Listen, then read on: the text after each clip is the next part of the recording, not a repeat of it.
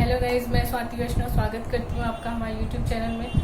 अभी तक हमने स्टडी कर चुका है एनालिटिकल स्कूल को जूरिस्प्रूडेंस में। इसमें हमने ऑस्टिन देख चुका था जो कि फादर है एनालिटिकल स्कूल के और कमांड ऑफ सॉर्टिंग थ्योरी के और पॉजिटिविज्म के भी, ठीक। लेकिन अगर हम बात करें कि नींव किसने रखी थी इस सिद्धांत की या इस एनालिटिकल स्कूल की, तो वो है जेरेमी बेंथम। तो इनकी स्टडी के बिना इनकम्प्लीट रहेगा जूरिस्प्रूडेंस का एनालिटिकल स्कूल, ठीक है। तो देखिए, आपको अभी हम पहले जूरिस्ट की जो थ्योरी है या उनका जो प्रिंसिपल है उसको स्टडी कर लेते हैं। उसके बाद फिर हम उनकी बुक को भी स्टडी करेंगे, क्योंकि नेट में हर बार ये क्वेश्चन आता ही है। मैच द फॉलोइंग में एक साइड आपको जूरिस्ट के नाम दिए होंगे और दूसरी साइड उनके बुक नेम दिए होंगे।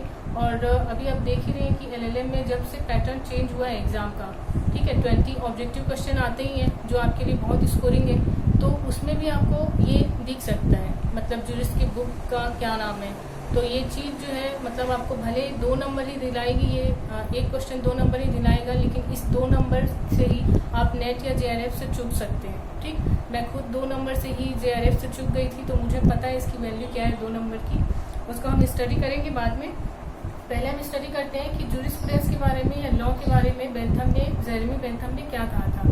तो वो बोलते हैं कि जूरिस्प्रूडेंस में हम दो तरीके से हम स्टडी करते हैं जूरिस्प्रूडेंस की। एक तो होती है डिस्क्रिप्टिव यानी कि व्याख्यात्मक, दूसरा होता है मूल्यांकनात्मक यानी कि एक इवेल्युएटिंग स्टडी की जाती है, ठीक। और लॉ को वो किस रूप में देखते हैं, मतलब लॉ का फॉर्म कैसा होना चाहिए, स्टेट को लॉ कैसा बनाना चाहिए, इसके बारे में उन्होंने जो थ्योरी दी है वो उनकी बुक में मतलब दिया गया है। उनकी बुक का नाम है, देखिए, an introduction to the principles of morals and legislation, ठीक। 1789 में इनकी ये बुक आई थी। एक बार फिर से सुन लीजिए, नोट करना है आपको। An introduction to the principles of morals and legislation, ठीक है। मतलब कि नैतिकता के बारे में या नैतिकता और विधायन के बारे में उन्होंने जो सिद्धांत लोगों को बताए वो, ठीक है। अब वो सिद्धांत लोगों को बताए से मतलब ये है कि वो, देखिए, बहुत ही विद्वान व्यक्ति थे ये। 15 वर्ष की उम्र में ही इन्होंने स्नातक मतलब कि ग्रेजुएट हो गए थे ऑक्सफोर्ड यूनिवर्सिटी से।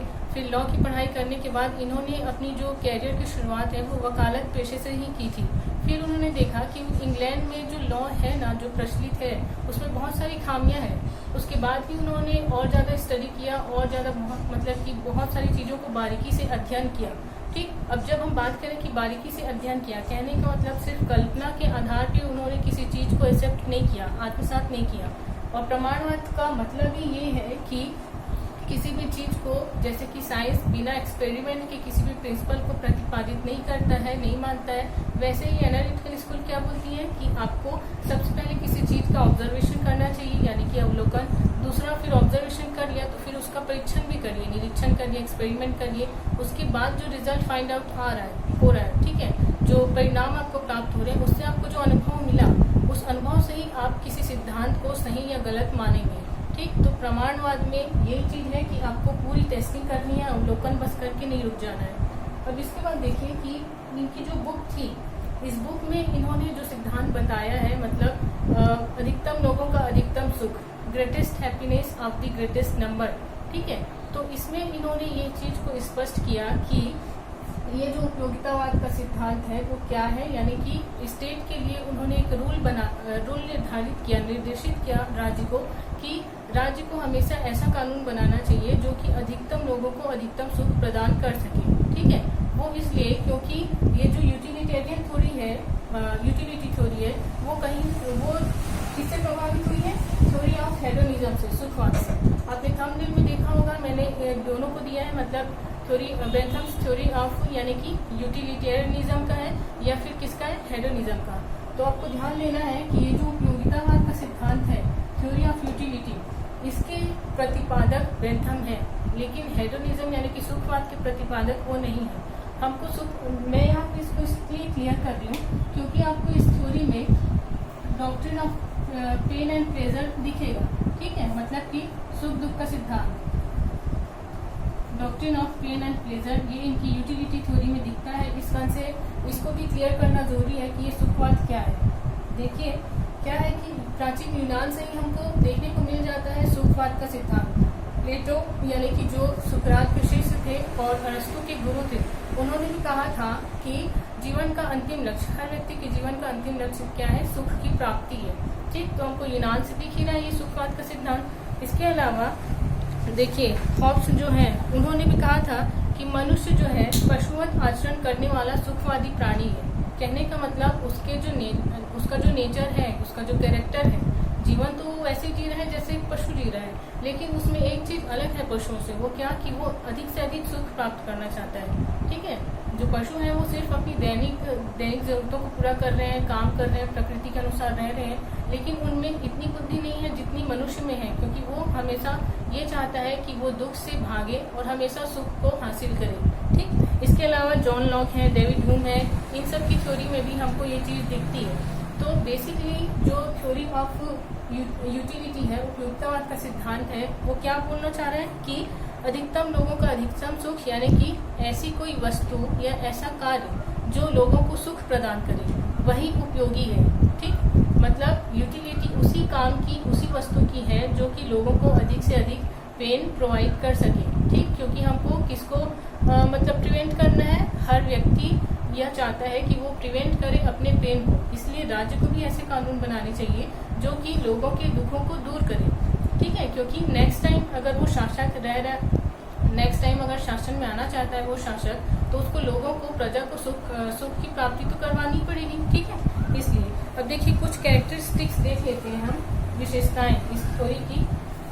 आपको यहाँ पे कंफ्यूज नहीं होना है कि लॉ और जूरिस्प्रूडेंस के बारे में तो हमको दिख नहीं रहा है, सिर्फ इसकी थ्योरी को हम पढ़ रहे हैं। इसकी थ्योरी में ही सारी चीजें हैं कि लॉ कैसा होना चाहिए और जूरिस्प्रूडेंस क्या है, क्योंकि जूरिस्प्रूडेंस में लॉ की स्टडी करनी है। लॉ को जब ये खुद बोल रहे हैं कि चूंकि ये एनालिटिकल स्कूल के हैं, तो इसमें लॉ का पॉजिटिविज्म थ्योरी या एनालिटिकल स्टडी जो है वो तो रहेगी, बस लॉ का जो उद्देश्य है ये थोड़ा अलग है इनका बाकी जूरिस्ट से।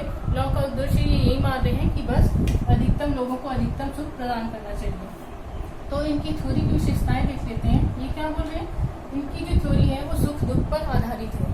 कहने का मतलब ये जो मैंने पहले भी कहा था कि प्रकृति ने मनुष्य को सुख और दुख, मतलब ये सिर्फ दो वस्तुएं हैं, मतलब ईश्वर और प्रकृति, ये तो बात की बात है। ठीक, वो रहे या ना रहे, लेकिन ये दो चीजें जो हैं वो मनुष्य को प्रत्यक्ष रूप से शासित करती हैं। वो इसलिए क्योंकि अगर वो ऐसा कार्य कर रहा है जिससे सुख की प्राप्ति होगी, तो वो उस कार्य को करता ही जाएगा, निरंतर करता ही जाएगा, और ऐसा कार्य जिससे उसको दुख मिल रहा है उस कार्य को वो नहीं करेगा। ठीक, तो ये दो चीजें जो है प्रत्यक्ष रूप से, सुख और दुख, प्रत्यक्ष रूप से मनुष्य को नियंत्रित करती हैं, इसलिए ये बहुत पावरफुल है, सुख दुख पर आधारित है। दूसरा इन्होंने वर्गीकरण किया है सुख और दुख का। ठीक है, अब दो तरीके से वर्गीकरण करते हैं। पहला तो बोलते हैं सामान्य, मतलब सुख और दुख भी सामान्य भी होते हैं और दूसरा जटिल भी होते हैं, यानी कि कॉम्प्लेक्स भी होते हैं, सामान्य और जटिल।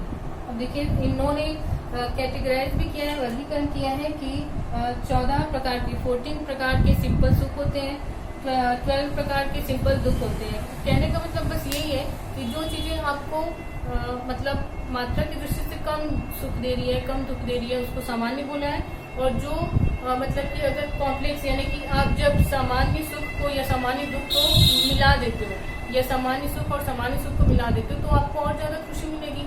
ठीक है, तो ऐसी कंडीशन में वो कॉम्प्लेक्स हो जाएगा, जटिल हो जाएगा। कहने का मतलब आप अगर आराम से रह रहे हैं अपने घर में, एक सोना भी एक सुख है ना, आपको आराम से सोने को मिल रहा है, ये सुख है।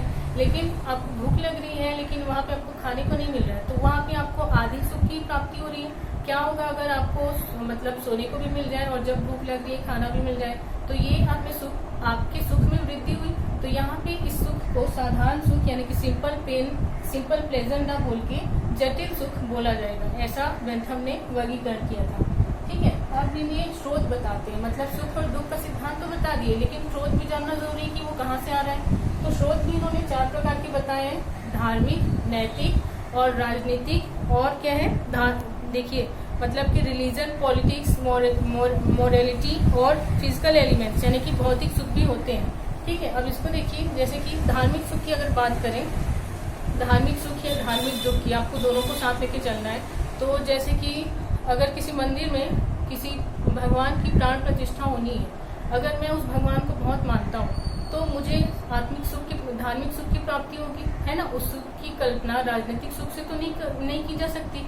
अगर कोई इलेक्शन जीत गया तो उसको राजनीतिक सुख की प्राप्ति होगी, लेकिन वो सुख उससे अलग होगा जो मंदिर में मेरे इच्छित भगवान की प्राण प्रतिष्ठा होने से हो। ठीक, अब इसी को अगर हम दुख की बात करें, धार्मिक दुख की, मतलब कि समझ लीजिए कि जिस मूर्ति की प्राण प्रतिष्ठा होनी थी वो मूर्ति जो है चोरी हो गई, प्रतिष्ठा होने के पहले ही चोरी हो गई, या फिर धार्मिक यात्रा में कहीं पे जा रहे हैं आप, लेकिन वहाँ पे किसी को कोई नुकसान हो गया, तो आप चूंकि धर्म के रास्ते पे चल रहे थे तब आपको नुकसान हुआ है, तो वैसा दुख क्या होगा, धार्मिक दुख की श्रेणी में आ सकता है।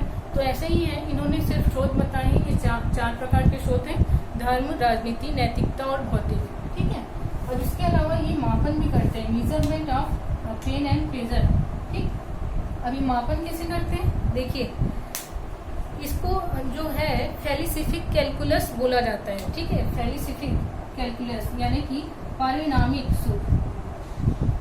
पारिणामिक रूप से मापा जाता है। परिणामिक कहने का मतलब रिजल्ट ओरिएंटेड है, परिणाम पे आधारित है। मतलब किसी सुख को आप ये जो सिंपल बोलेंगे या कॉम्प्लेक्स बोलेंगे, किसी दुख को सामान्य या जटिल बोलेंगे, वो किस पे आधारित है, फेलिसिफिक कैलकुलस यानी कि परिणामिक सुख, परिणामिक मात्रा पे, मतलब उससे कैसा परिणाम मिल रहा है। अगर परिणाम सामान्य है तो वो सामान्य में आएगा, परिणाम अगर ज्यादा अच्छा है तो वो कॉम्प्लेक्स में या जटिल में आएगा। इसके अलावा देखिए नेक्स्ट ये फिफ्थ क्या बोल रहा है, इसकी विशेषताएं अभी हम पढ़ रहे हैं ना। नेक्स्ट क्या बोलते हैं कि परिणामों पे जोर दिया जाता है, उसके मोटिव पे नहीं। यानी कि हम क्या बात कर रहे हैं शुरू से कि व्यक्ति सुख और दुख के अधीन है ना। तो जो कार्य उसको सुख दे या जो वस्तु उसको सुख दे उसी को वो करना चाहता है या हासिल करना चाहता है। तो यहाँ पे क्या है कि वो क्यों चाह रहा है, मतलब उसका मेन जो मोटिव है सुख प्राप्त करना है, लेकिन हर कार्य सिर्फ सुख ही तो दे रहा है। कोई कार्य जो है, देखिए अंतिम चीज जो है वो सुख ही है। ठीक, लेकिन अगर मोटिव की हम बात करें तो किसी को क्राइम करने से भी सुख मिल रहा है, किसी को क्राइम को प्रिवेंट करने से भी सुख मिल रहा है ना। तो मेन जो मोटिव है उसका मोटिव अच्छा है, लीगल है या इलीगल है, इस पे ध्यान नहीं दे रहा है बेंथम का थ्योरी। वो सिर्फ परिणाम पे ध्यान दे रहा है कि अंतिम परिणाम जो है वो सुख देना चाहिए मेरे को, तो मैं उस काम को करूंगा ही, मैं किसी और चीज से नहीं डरूंगा फिर। ठीक, तो ये क्या बोल रहे हैं कि मोटिव पे ध्यान नहीं देना है, सिर्फ परिणाम पे ध्यान देना है। इसके अलावा क्या बोल रहे हैं, देखिए 6 पॉइंट जो है वो बोलता है कि राज्य का उद्देश्य यही है कि वो विधि ऐसी बनाए कि अधिकतम लोगों को अधिकतम सुख प्रदान किया जा सके। ठीक है, देखिए जब हम इसकी क्रिटिसिज्म पढ़ेंगे, आलोचना, तो ये आपको अच्छे से समझ में आ जाएगा, क्योंकि किसी भी सिद्धांत की आलोचना के बिना आप उसको सही तरीके से नहीं समझ सकते। अब इसके नेक्स्ट देखिए अनुशास्त्री का सिद्धांत। देखिए ये बहुत महत्वपूर्ण है, बेंथम की अनुशास्त्री का सिद्धांत, सैंक्शन थ्योरी। ये नेट के एग्जाम में आ चुका है। अनुशास्त्री का सिद्धांत मतलब कि मैंने जब खुद एग्जाम दिया था, एक क्वेश्चन आया था कि बेंथम किस प्रकार के शास्त्री को समर्थन देते हैं। ठीक है, तो ये देखिए 4 प्रकार की है। पहला तो शारीरिक है, आप लिख लीजिएगा, बोर्ड में आपको दिखेगा नहीं शायद। देखिए कितने प्रकार के शास्त्री यानी कि सैंक्शन को ये समर्थन दे रहे हैं। पहला है शारीरिक, दूसरा है नैतिक, तीसरा है धार्मिक और चौथा है राजनीतिक। ठीक है, तो क्या होता है शारीरिक जो शास्त्री है या दंड है उसको आपको मतलब ध्यान देना है, क्योंकि यहाँ पे ये सिर्फ लिबरल शास्त्री की बात कर रहा है शारीरिक दंड में। ठीक, अब देखिए अगर किसी ने कोई ऐसा कार्य किया है जो उसको सुख दे रहा है लेकिन किसी और को सुख नहीं दे रहा है, तो उस कंडीशन में राज्य को दंड तो देना ही पड़ेगा, है ना। तो ऐसी कंडीशन में क्या होगा, या तो वो उसको कारावास में डाले या फिर उसको क्या करे, उसके ऊपर जुर्माना निरूपित करे, है ना। तो ऐसी कंडीशन में ये जो दिया जा रहा है वो उसका राजनीतिक दंड होगा। लेकिन धार्मिक दंड क्या होगा, उसका मंदिर जाना रोक दीजिए आप, है ना, कोई धार्मिक यात्रा नहीं कर रही है उसमें उसके सम्मिलित होने से रोक दीजिए, तो ये उसका धार्मिक दंड हुआ। और इसके अलावा नैतिक, यानी कि नैतिक रूप से कोई समाज है, समाज में उसका उठना बैठना था, वो जिस नैतिकता का, जिस संबंधों का, सामाजिक संबंधों का, दायित्वों का पालन कर रहा था, उससे आप उसको रोक देते हो। जैसे कि समाज निकाला होता है अभी भी, तो वो क्या होगा, उसका नैतिक दंड हो जाएगा। लेकिन यहाँ पे मैं इसलिए बोल रही थी शारीरिक दंड को ध्यान देना है, क्योंकि जब आप दंड के सिद्धांत पढ़ेंगे तो उसमें आपको एक थ्योरी पढ़नी है, रिफॉर्मेटिव थ्योरी, यानी कि सुधारात्मक सिद्धांत। तो दंड के सुधारात्मक सिद्धांत के प्रबल समर्थक बेंथम रहे हैं। ठीक है, और दंड का सिद्धांत कहने का मतलब वो ये बोलते हैं कि जो कैदी है, जो कोई क्राइम करके आया है, उसमें आप सुधार करो, ना कि उसको शारीरिक रूप से निर्बल कर दो या शारीरिक यातना पहुंचा के उसको और ज्यादा वायलेंट मत कर दो, ऐसा बेंथम ने कहा है रिफॉर्मेटिव थ्योरी में। इसलिए जब हम बात करें कि बेंथम ने शारीरिक दंड का समर्थन किया है तो उसका मतलब सिर्फ मामूली दंड है, ठीक। क्योंकि देखिए रिफॉर्मेटिव थ्योरी में भी अब आप पढ़ोगे तो हम बहुत सारे स्कूल्स पढ़ते हैं, मतलब बोस्टन स्कूल पढ़ते हैं, ओपन जेल पढ़ते हैं। तो देखिए ये एक तरीके से जेल ही है जिसमें आप नैतिक रूप से सजा दे रहे हो किसको, अपराधी को। वो इसलिए क्योंकि आप समाज से उसको दूर रख रहे हो, हालांकि आप उसको कोई और शारीरिक यातना नहीं दे रहे हो, है ना। इस कारण उसको जो सजा है वो भी कम होती है वहाँ पे, लेकिन बस यही है कि उसको सिर्फ कारावास में डाला जा रहा है, एकदम साधारण कारावास जो ओपन जेल है, मतलब नाम से ही स्पष्ट है। वहाँ पे आप कुछ भी कार्य कर सकते हैं, उसमें कोई शारीरिक बंधन आप पे नहीं होता है। तो इसमें आपको ध्यान देना ये चीज। अब इसमें देखिए क्रिटिसिज्म भी हम देखते हैं, उसके बिना तो ये कंप्लीट नहीं होती थ्योरी। क्रिटिसिज्म की हम बात करें तो जो ये क्या बोलते हैं, मतलब इनके अधिकतर आलोचक यही बोलते हैं कि ये क्या है, ये तो सिर्फ भ्रम का पिटारा है, ठीक। कहने का मतलब भ्रम और विरोधाभास का पिटारा है बेंथम का उपयोगितावाद का सिद्धांत। वो किस लिए, देखिए box of paradox and confusion बोल सकते हैं आप इसको। वो इसलिए क्योंकि इसका फर्स्ट क्रिटिसिज्म इसी आधार पे हुआ है, आलोचना, कि इसका जो सिद्धांत है वो मौलिक नहीं है, ठीक है। यानी कि ये जो उपयोगितावाद का सिद्धांत है वो इनकी ओरिजिनल थ्योरी नहीं है। वो इसलिए बोला जा रहा है क्योंकि हम इससे पहले बात कर चुके थे एक थ्योरी की, हेडोनिज्म की, है ना। तो हेडोनिज्म से ही प्रेरित होकर इन्होंने अपनी यूटिलिटी थ्योरी को लाया है। इसलिए आलोचना होती है कि इनका खुद की इजाद की गई थ्योरी नहीं है, वो तो बस अपने से पहले जो अर्लियर जूरिस्ट थे उनकी थ्योरी को बस मॉडिफाइड किया है इन्होंने, ठीक। अगर हम नाम लें तो डेविड ह्यूम का एक सिद्धांत था प्रिंसिपल्स ऑफ मॉरल, यानी नैतिकता के सिद्धांत, डेविड ह्यूम का, ठीक। डेविड ह्यूम और दूसरे और एक हैं प्रिस्टले जो इनसे अर्लियर थे। तो डेविड ह्यूम का मैंने क्या कहा, प्रिंसिपल्स ऑफ मॉरल, और प्रिस्टले ने अधिकतम लोगों का अधिकतम सुख, ऐसी थ्योरी इन्होंने भी स्पष्ट की थी। मतलब इन्होंने भी अपने कुछ ऐसे सिद्धांत प्रतिपादित किए थे जिसमें कहा गया था कि अधिकतम लोगों के अधिकतम सुख को ध्यान देना चाहिए। तो इसकी प्रथम आलोचना यही है कि सिर्फ भ्रम में डाल रहे हैं लोगों को, पहले से जो चीज थी बस उसी को नए बक्से में डाल के पेश कर रहे हैं, ठीक है। अगर सेकंड बात करें हम, देखिए सेकंड, देखिए मतलब कि जो बुक में दिया गया है उसको पढ़ने से पहले, आलोचना पढ़ने से पहले आप खुद अपने लेवल पे क्रिटिसाइज कर सकते हैं इस चीज को कि अगर हम बात कर रहे हैं अधिकतम लोगों का अधिकतम सुख, तो वो अधिकतम लोग कौन है, आपके मन में आना चाहिए क्वेश्चन, है ना। इसके अलावा देखिए कि हम जो बोल रहे हैं कि मुझे जो कार्य सुख दे रहा है मैं वो करूंगा, तो भाई मेरा कार्य, अगर मैं क्रिमिनल हूँ तो मेरा कार्य तो हमेशा दूसरों को, मतलब समाज को क्या करेगा, नुकसान ही पहुंचाएगा, है ना। तो क्या ऐसी चीजों में मेरे कार्य को उपयोगी माना जा सकता है, नहीं माना जा सकता। तो क्या मुझे समाज में ऐसे खुले छोड़ देना चाहिए? अगर मुझे आप जेल में डाल दोगे तो उस कंडीशन में मुझे तो दुख प्राप्त होगा, जो कि मेरे जीवन का लक्ष्य नहीं है ना। तो इस चीज पे आप किसी भी क्रिटिसिज्म को, मतलब थ्योरी को पढ़ने के बाद खुद अपने लेवल पे क्रिटिसाइज करिए पहले, ठीक। दूसरा जो इसका क्रिटिसिज्म है वो ये है कि इनका जो सिद्धांत है वो अमनोवैज्ञानिक है, ठीक है। अमनोवैज्ञानिक है मतलब कि अनकॉन्शियस है, अनकॉन्शियस बोल सकते हैं इसको, जिसमें कोई तर्क नहीं है, यानी कि एक्सटेम्पररी। तर्क क्यों नहीं है बोल रहे हैं, क्योंकि देखिए इसमें यही बोल रहे हैं कि मनुष्य घोर सुखवादी है। कहने का मतलब सिर्फ सुख के पीछे भाग रहा है, दुख से अपने आप को बचाना चाहता है और कोई कार्य वो नहीं करता है, सिर्फ ऐसा ही काम करता है जो उसको सिर्फ सुख दे। तो ये जो है तर्क से परे है। वो इसलिए क्योंकि परोपकारी मनुष्य भी तो होते हैं, है ना। इतने सारे हम महान संतों की बात करते हैं, क्या वो सिर्फ अपने सुख के पीछे भागे थे? नहीं, वो तो समाज के दुखों को दूर करने के लिए, समाज को, दूसरों को सुख देने के लिए भी अपने जीवन का लक्ष्य ऐसा निर्धारित किए थे, जो परोपकार के रास्ते पे चले थे। इस कारण से इनकी इस सिद्धांत की आलोचना होती है कि उन्होंने नैतिक मूल्यों को और आदर्शों को क्या कर दिया, तिलांजलि दे दी, मतलब कि उसको इग्नोर कर दिया। ठीक है, क्योंकि मनुष्य जो है, मनुष्य का जीवन का जो लक्ष्य है वो सुख की प्राप्ति ना होकर आदर्शात्मक मूल्यों पे, आदर्श रास्तों पे चलना भी हो सकता है। इस कारण से इनके सिद्धांत का दूसरा जो क्रिटिसिज्म है वो इसी आधार पे है कि ये जो सिद्धांत है वो तर्क पे आधारित है, मतलब ठीक से इसमें तर्क करने की जरूरत है। और क्या बोला जा रहा है, स्पष्टता का अभाव, यानी कि क्लियर नहीं है ये थ्योरी। थर्ड है स्पष्टता का अभाव।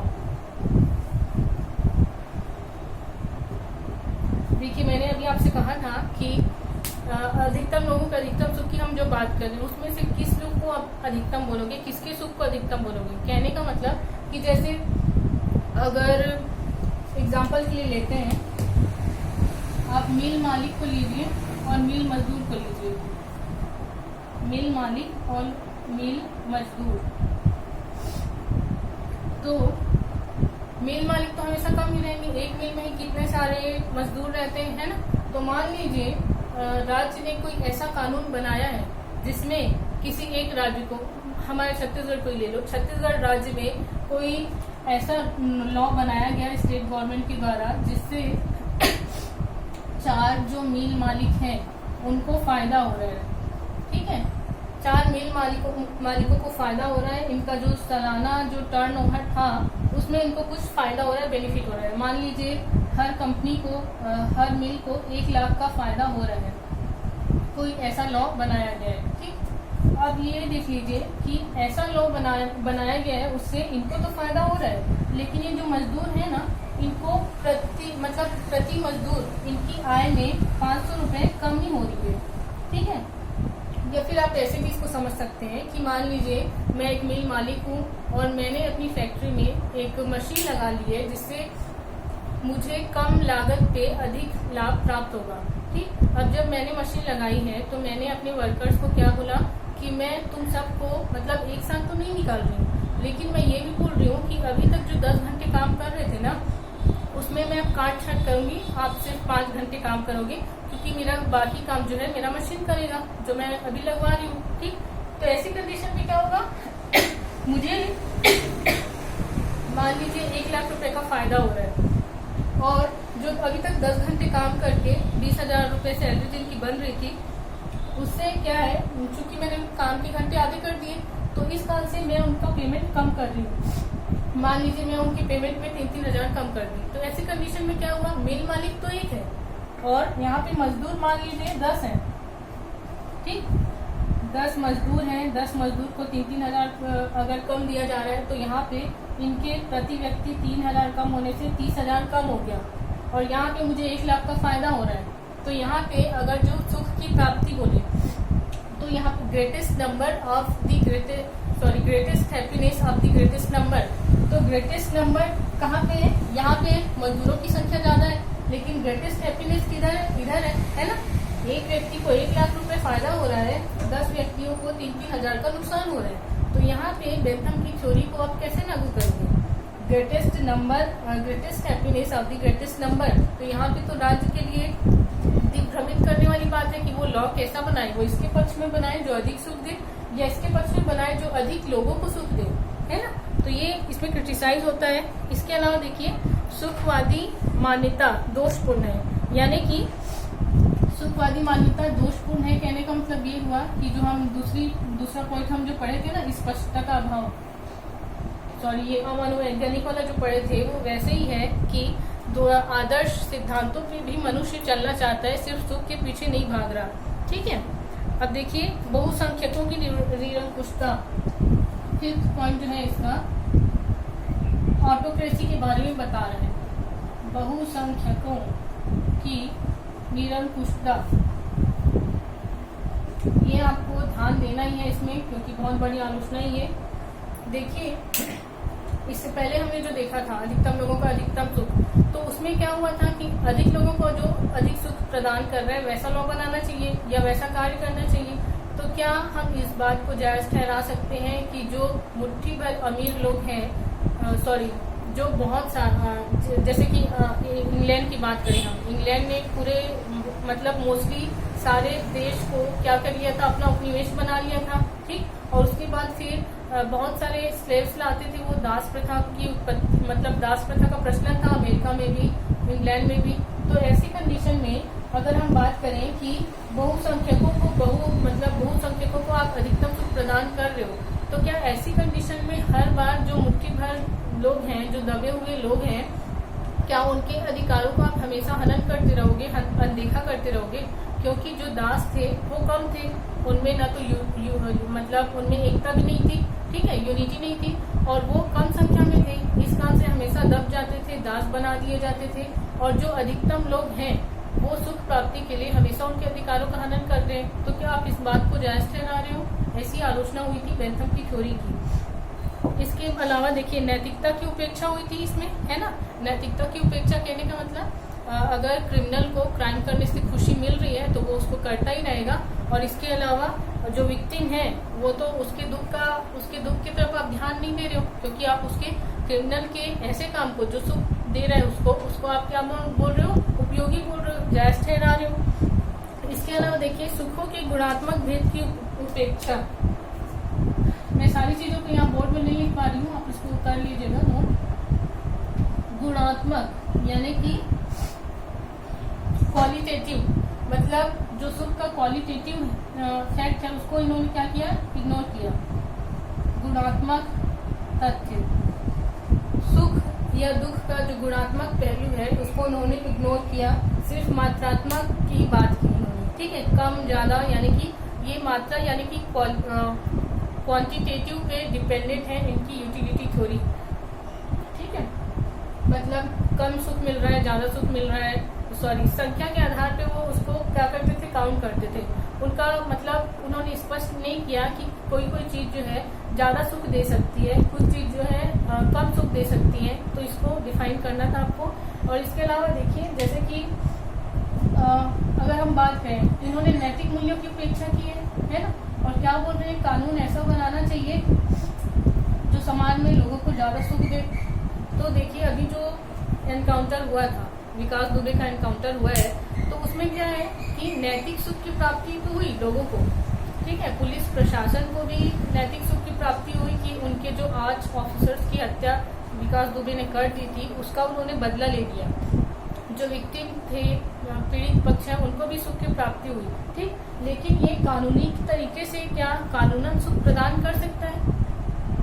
नहीं कर सकता। ये सिर्फ नैतिक सुख प्रदान किया, मतलब कि एक सुख जो है कहीं ना कहीं दूसरे सुख को कन्फ्लिक्ट कर रहा है, विरोधाभास क्रिएट कर रहे हैं यहाँ पे।